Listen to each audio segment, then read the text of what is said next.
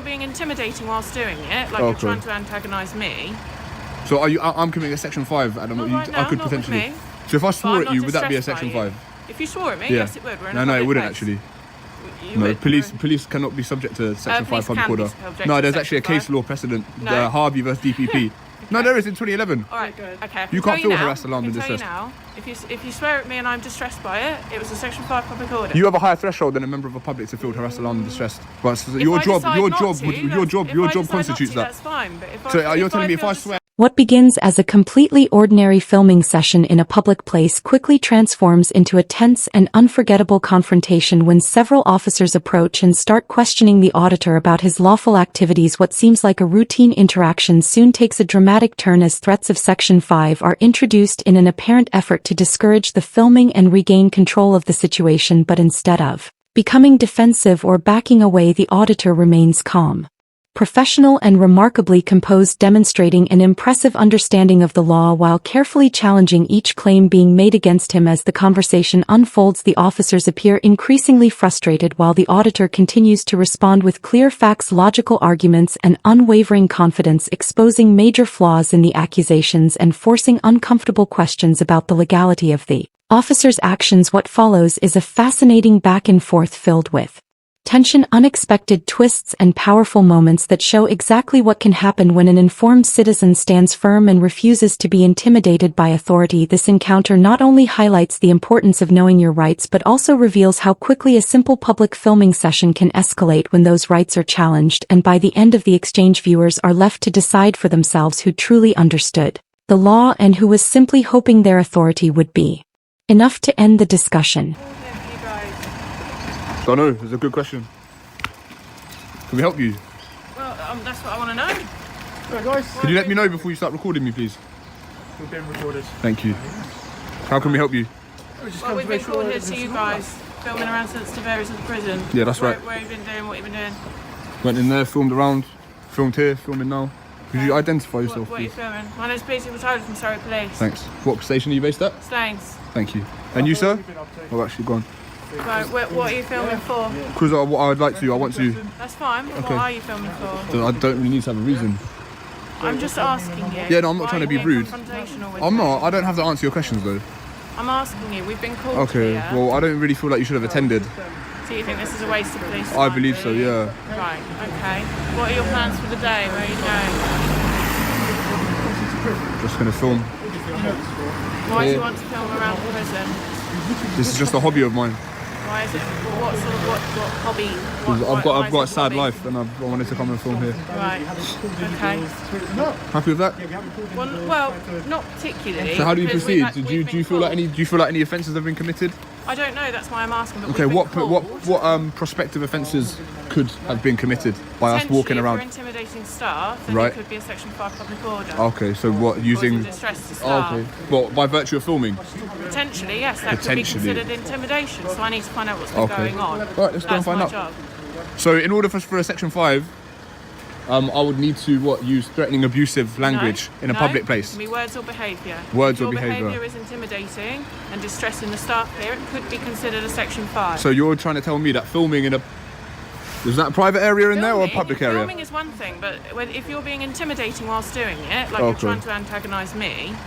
So I'm committing a Section 5 at the moment. I could potentially... So if I swore at you, would that be a Section 5? If you swore at me, yes it would. No, it wouldn't actually. No, police cannot be subject to Section 5 public order. No, there's actually a case law precedent, Harvey versus DPP.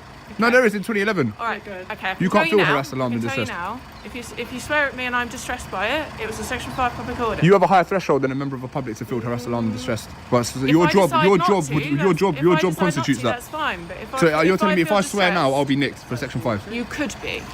So if I told you F off, I'll be nicked? You could be, yes. I couldn't be. And lawfully, you could be arrested. Yes, you could. I don't believe so. I don't feel like police can. No, if there were other members of the public in the material you can disagree with me, but that's the law. Okay. That single exchange exposed the entire foundation of this encounter, and it was not nearly as solid as the officer wanted it to appear. What started as a complaint about someone filming in public quickly evolved into vague references to Section 5 and even suggestions of a possible arrest, yet when the auditor began asking direct questions, the certainty seemed to disappear. Rather than reacting emotionally or getting drawn into an argument, he stayed calm, focused, and methodical, forcing the discussion away from assumptions and back toward actual legal requirements. Time and time again the officer spoke about what might happen or what could be considered an offense but struggled to identify clear facts that met the necessary threshold. That distinction is critical because authority carries weight only when it is supported by law and evidence.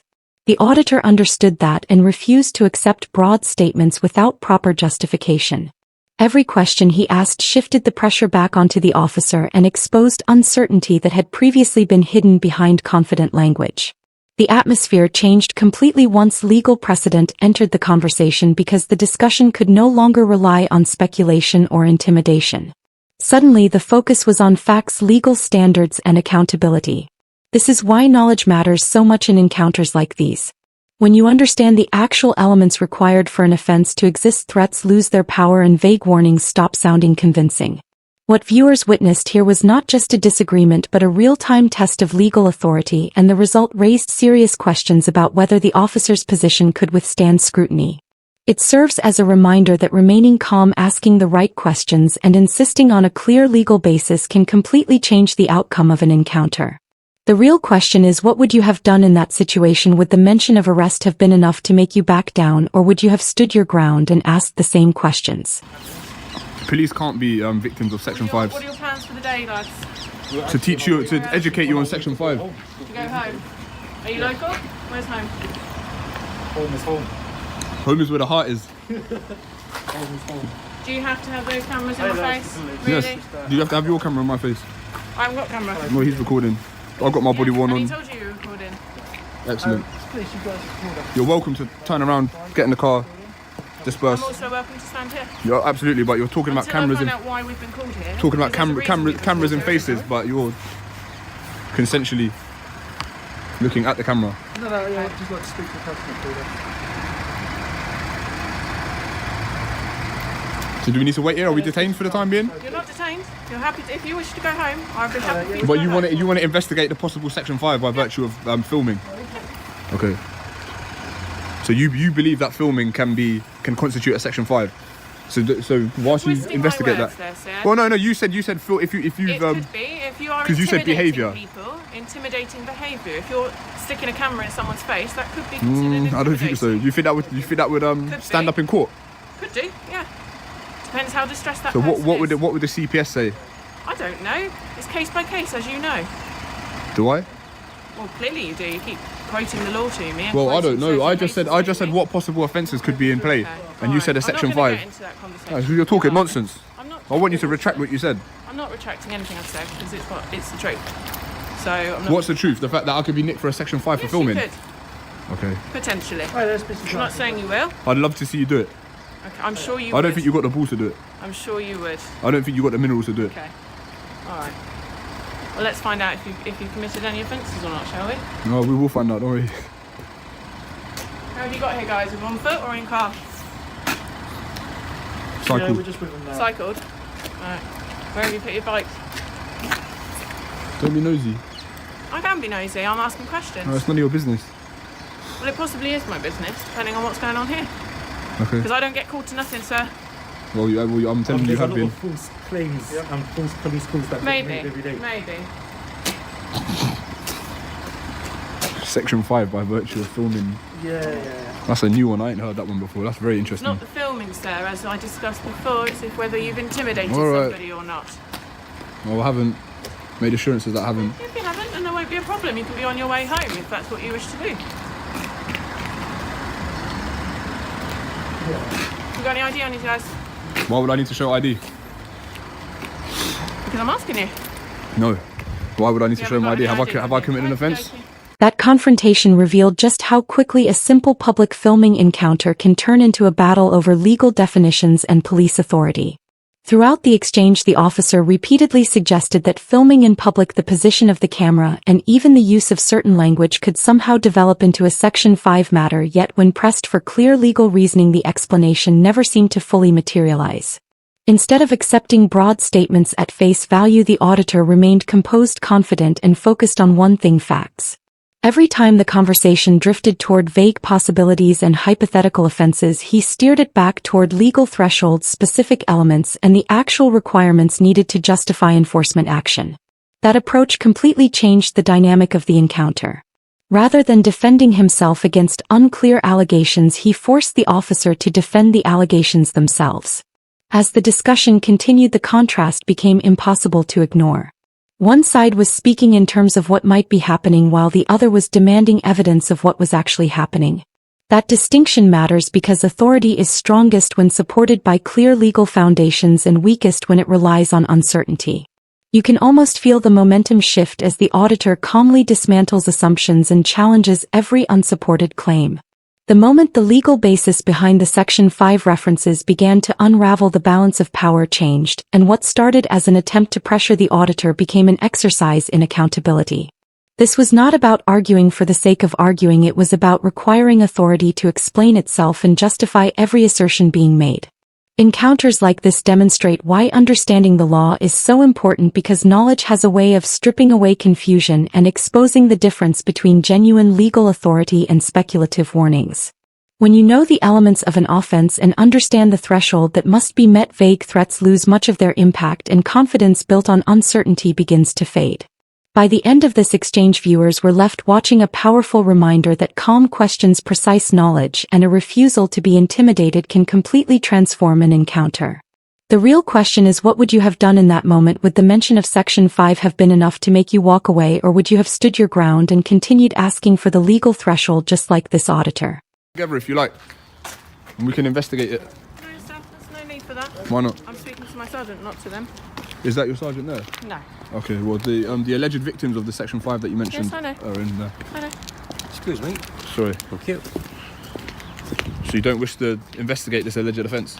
I am investigating this alleged offence. But the victims are in there? I know, we have phone numbers. Okay. Don't wish to go in there? I mean, we can go in there, I can give my account, they can give their account, and then we can see if there are any Section 5s or not. Oh, yes. Just to make sure that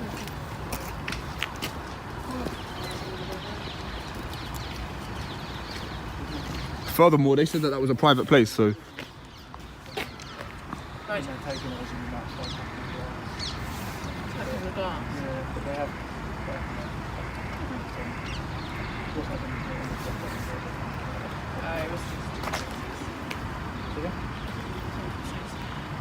Where's your friend gone? He's left me. He's left you. He said he's got bet. He said he's got bet. Mates. He said he's got yeah, literally. He said he's got better things to be doing at this time. He said he's got bet. He said he's got yeah, literally. He said he's got better things to be doing at this time. So Probably. Yeah. Okay. What are your plans then? stay here, film a bit longer, try not to commit any Section 5s, and then go home. Okay. All right. Keeping it legal, man. Yeah. All right. Okie dokie. All right. Thanks for your time. Goodbye. Goodbye. Don't let us get called back, mate. Yeah. Don't make empty threats of Section 5s again. Learn the legislation, and you can. And I can swear at you, by the way. Yeah, I can. Check out DPP vs Harvey 2011 as a case law precedent. Yeah. What unfolded here is a perfect example of why understanding your rights can completely change the outcome of an encounter with authority. After repeatedly hinting at a possible Section 5 issue, the officer was presented with a simple opportunity to verify the complaint by speaking directly with the individuals who were supposedly affected, yet instead of taking that obvious investigative step, the threat quietly began to fade into the background. The auditor immediately recognized the weakness in the position being presented and used calm questions and clear reasoning to expose the gap between the allegation and the evidence. Rather than allowing the conversation to remain focused on vague warnings, he redirected attention to the facts and challenged the officer to support the claim with something concrete. One of the most important moments came when the auditor openly offered to engage with the alleged complainants, because that offer shifted the spotlight onto the investigation itself. If the concern was genuine, then speaking to the people involved should have been the natural next step. When that failed to happen, the entire basis for the warning appeared far less convincing and the balance of the encounter began to change. What started as an attempt to place pressure on the auditor gradually became a situation where the officer was being asked to justify his own position. As the exchange continued, the contrast became increasingly clear. The auditor relied on facts, legal principles, and direct questions, while the officer appeared unwilling or unable to strengthen the allegation beyond broad suggestions and possibilities. Moments like this demonstrate how quickly authority can lose momentum when its claims are tested against evidence and legal standards. Knowledge creates confidence, and confidence makes it far more difficult for vague accusations to gain traction. This encounter was not about confrontation for the sake of confrontation but about accountability and the importance of requiring official actions to be supported by a legitimate legal basis. By the end, the warning that initially seemed significant had lost much of its force, and the auditor walked away having successfully challenged the foundation on which it was built. It serves as a powerful reminder that remaining calm, asking the right questions, and understanding the law can transform an encounter that might otherwise feel intimidating. What do you think? Would you have accepted the Section 5 warning at face value, or would you have pushed for evidence and asked to speak with the alleged complainants yourself? Share your thoughts below, and if you enjoy seeing real encounters broken down with a focus on accountability, rights, and legal understanding, make sure to like, subscribe, and stay connected, because every discussion like this helps turn uncertainty into knowledge and confusion